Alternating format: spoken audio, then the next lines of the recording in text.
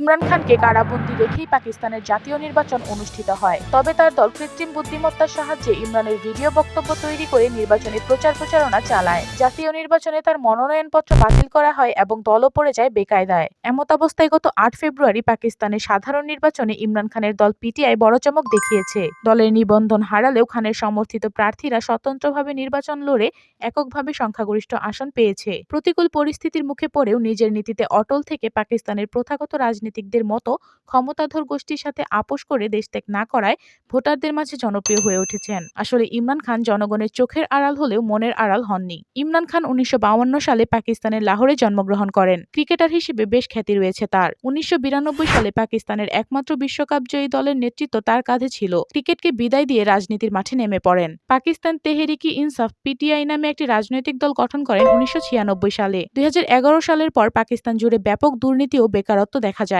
এতে তরুণদের মধ্যে হতাশা চলে আসে। আর খান সাহেবকে কাজে লাগিয়ে রাজনৈতিক প্রচারণা চালিয়ে তরুণদের মাঝে জনপ্রিয় হয়ে ওঠে। ২০১৩ সালের নির্বাচনের পর ব্যাপক ভোট কারচুপির অভিযোগ তুলে আন্দোলন শুরু করেন ইমরান খান। একই সময় ইসলামাবাদে মাসব্যাপী অবস্থান কর্মসূচিও পালন করেছিলেন। পরবর্তীতে ২০১৮ সালের নির্বাচন সামনে রেখে ইমরানের জনপ্রিয়তা এতটা তুঙ্গে ছিল যে সে সময় পাকিস্তানের প্রধানমন্ত্রীর পদে বসতে যাচ্ছেন বলে আলোচনা শুরু হয়।